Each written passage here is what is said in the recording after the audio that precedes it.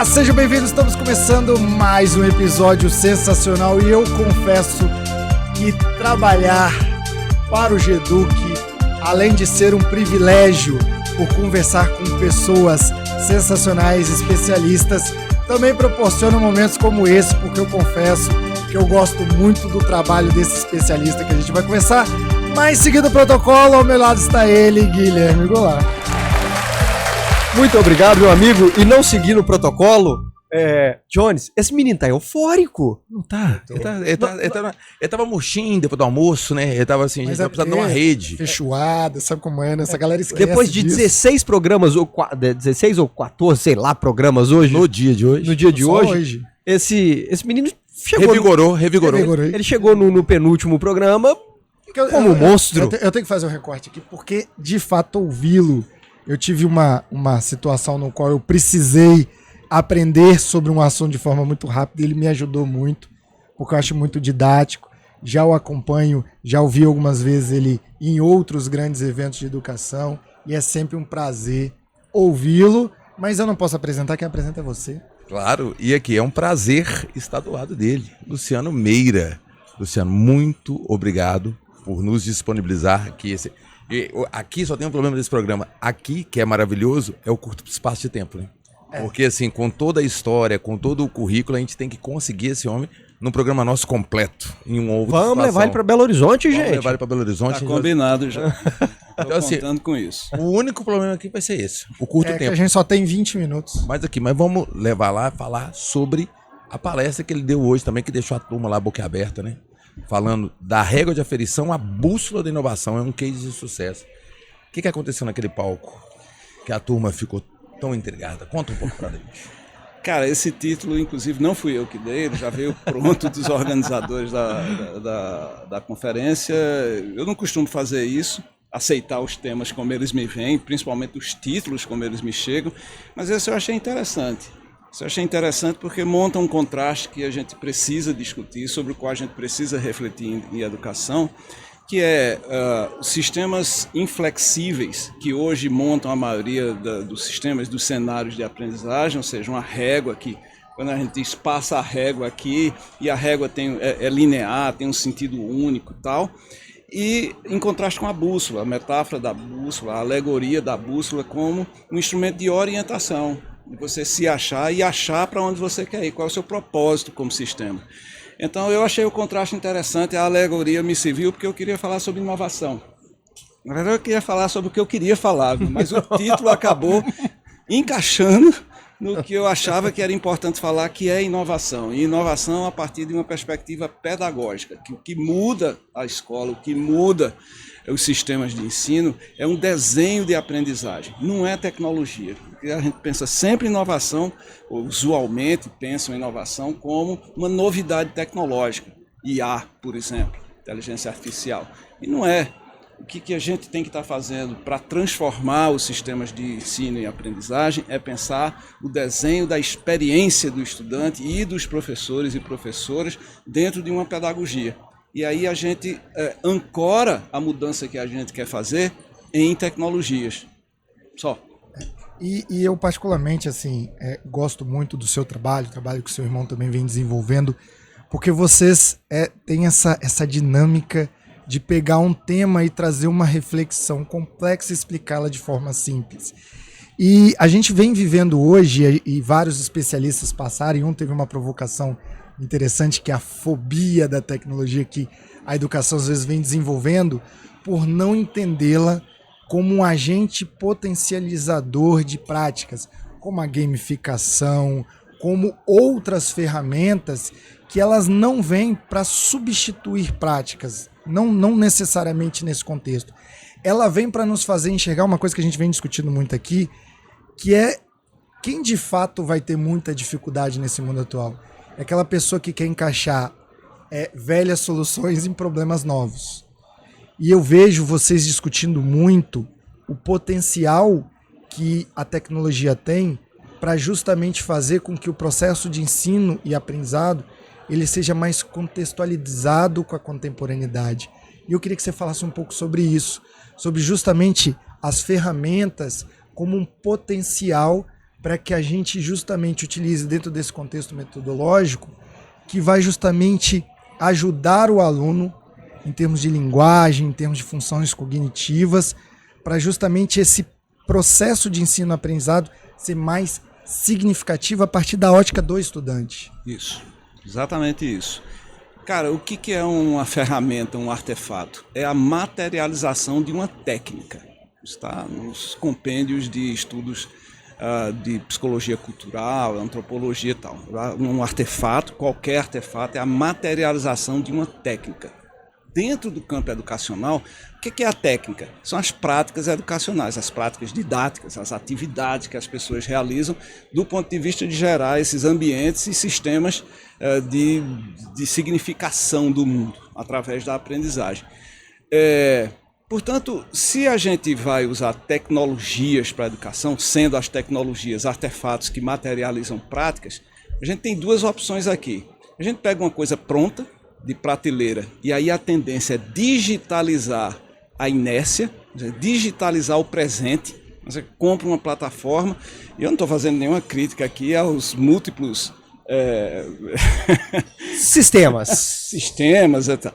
Mas se você não presta atenção nas práticas, se o foco for as tecnologias, você vai acabar engessando práticas que não apoiam essa aprendizagem significativa que você mencionou, porque você vai encaixar a tecnologia na prática. A outra opção é o seguinte, é você prestar atenção na prática, que nos sistemas educacionais são o quê? As práticas didáticas, as pedagogias que você usa, as metodologias ativas, etc, etc. E aí você presta atenção nisso e captura as tecnologias que potencializam isso. Porque senão a tendência é você ficar digitalizando o velho hábito. O velho hábito. Muito bem posto, Guilherme. Entendeu? Então, nessa situação, o seguinte, eu imagino o resultado que eu quero atingir e vejo os métodos que eu tenho na atualidade. Os artefatos que nós temos. Os artefatos que temos e adapto o resultado que eu quero com as novas práticas. Isso. Lembrando, entretanto, que IA, por exemplo, e veja, não é a IA, é IA, sem o artigo de definição, porque existem múltiplas possibilidades. Tanto que IA não é uma ferramenta, é um ambiente de transformação, porque de forma muito paradigmática, esses sistemas de inteligência artificial, e são múltiplos e diversos, eles transformam a maneira como a gente pensa, como a gente organiza o mundo. Portanto, as habilidades que são requeridas no uso de IA são muito mais complexas do que no uso de uma ferramenta. Não é uma ferramenta como isso aqui, ou como qualquer outra coisa. Então, vai além de um artefato. Aí é que reside grande complexidade do negócio, porque é um ambiente de imersão de novas práticas, promove a emergência de novos tipos de pensamento. É um negócio em que você começa a pensar diferente. Se vocês já usaram para qualquer atividade dessas que vocês realizam, e certamente vocês já têm usado, um Claude Cowork, por exemplo, esse negócio, porque eu chamo inclusive uma tecnologia conversacional, ela nos coloca frente a novas formas de pensamento. A gente começa a argumentar com a gente mesmo de maneira diferente. É porque se você usa só como ferramenta, fazendo perguntas, tal coisa, aí é muito limitado. Mas se você faz uma imersão experiencial mesmo nesse negócio, ela começa a perguntar coisas a você. Ô, Luciano, eu gosto de trazer que o limite da tecnologia é o limite da sua competência. O que de fato você tem de repertório é o que vai ser o limite dessa inteligência artificial. Então, na nossa palestra, eu pergunto quem entende o princípio da inteligência artificial, quem entende a matemática por trás daquilo, o famoso LLM, que a grande maioria não entendeu o que é ainda, que é essa matemática de aproximação. As pessoas precisam entender que ela vai ter o resultado a partir daquilo que ela mesma entrega. Eu tenho uma grande dificuldade ainda de mostrar pro aluno que ele ainda está questionando sobre mas para que eu tenho que aprender isso? E eu te explico por que você tem que aprender isso. É porque vai ser aí que você vai conseguir potencializar ao máximo essa entrega. E o professor? Como é que a gente está fazendo esse alinhamento com o professor? O que a gente tem para ele, para mostrar para ele que é um potencializador e não o resultado, não o fim? Reside aí a chave da transformação dos sistemas de ensino, cara. Porque, inclusive, assim, existe um mito de que os professores e as professoras são resistentes a mudanças, resistentes à tecnologia. Eu não acredito nisso, pela minha experiência mesmo de formação, de desenvolvimento profissional ao longo das últimas 3 ou 4 décadas.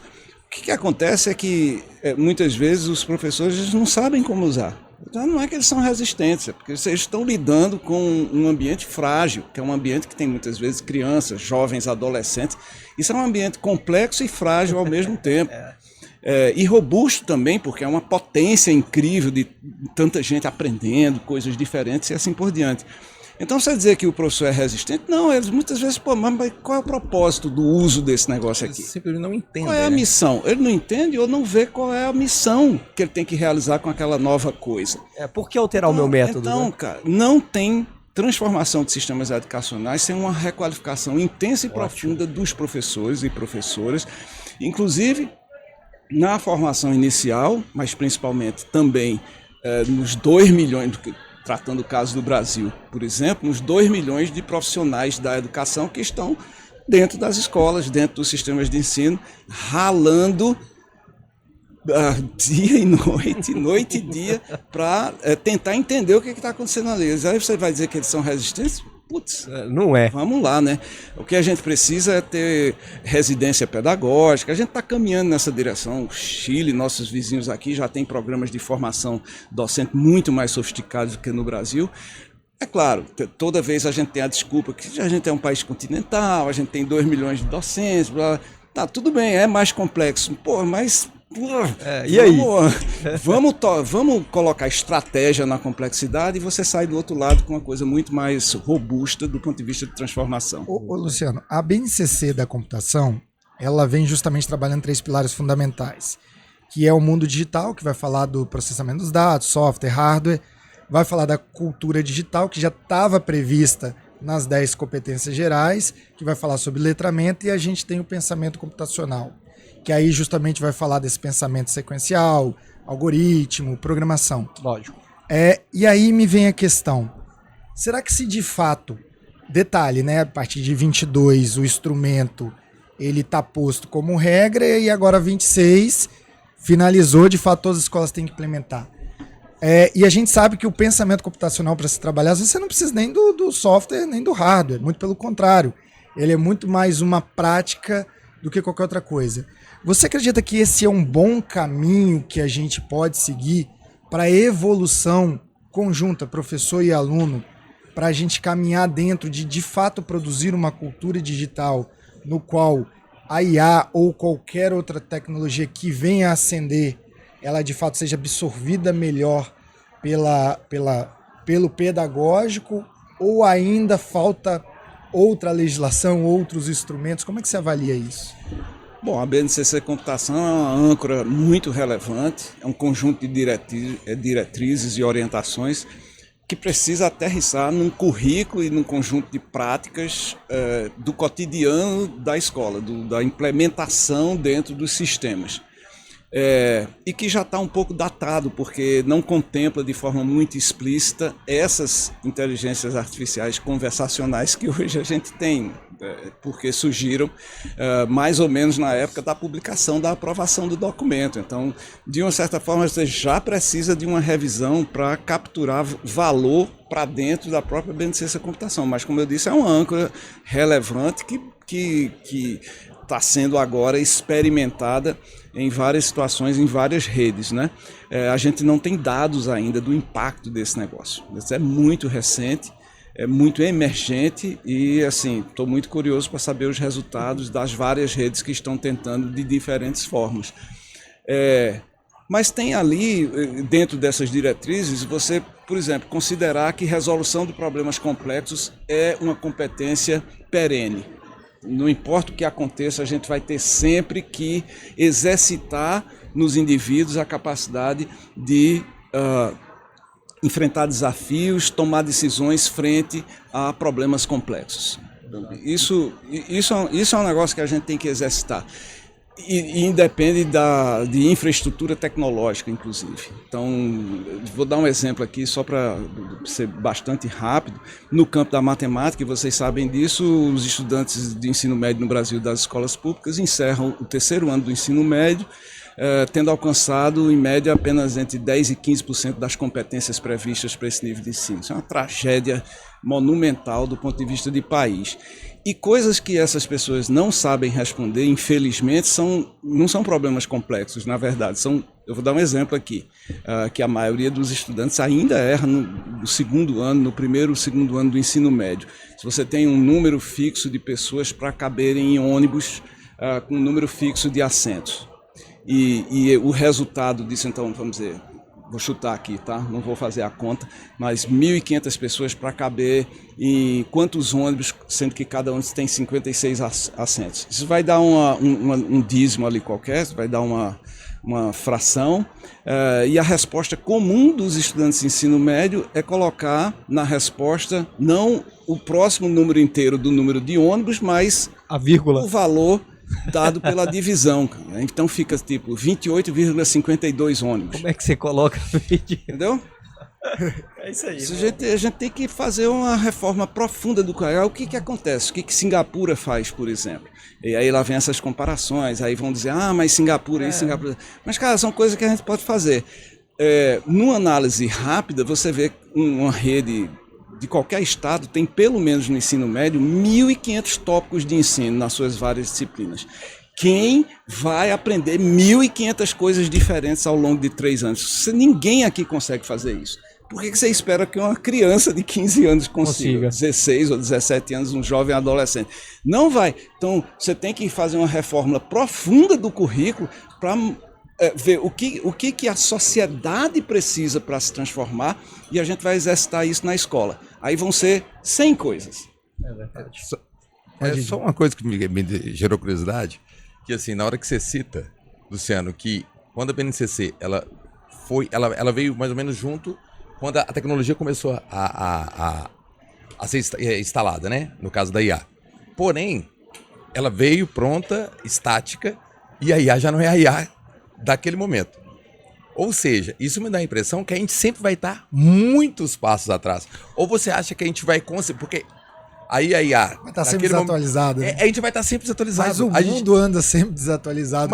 Mas você entendeu que isso é muito profundo e... Entendi. E o gap é cada vez maior. Mas talvez a gente esteja desatualizado somente do ponto de vista de infraestrutura tecnológica. Mas se a gente tiver continuamente prestando atenção no desenho pedagógico que a gente deseja implementar e transformando esse professor num designer de experiências de aprendizagem, então a gente está sempre na crista da onda. Agora eu fui para os anos 70, tá? A gente vai estar sempre além das possibilidades tecnológicas, porque a gente sabe a estratégia, sabe o contexto e sabe onde quer chegar. Aí a gente usa a tecnologia para fazer a imersão. A tecnologia, de novo, é uma materialização dos propósitos pedagógicos. Muito bem. Sensacional, senhoras e senhores. Chegamos ao fim de mais um episódio que eu tenho certeza que foi de muita valia, teve muita coisa interessante, principalmente sobre esse documento BNCC Computação, que a partir de 2026 é obrigatório e você precisa implementar no seu currículo, nas suas práticas. Hoje Eduque é isso, é informação, é pesquisa, é desenvolvimento, é conteúdo direto para você, líder educacional. Já está seguindo o Geduque Oficial? Não? Então corre, siga e aproveita para seguir também o @humusconsultoria. Ficamos por aqui, muito obrigado e até a próxima. Valeu!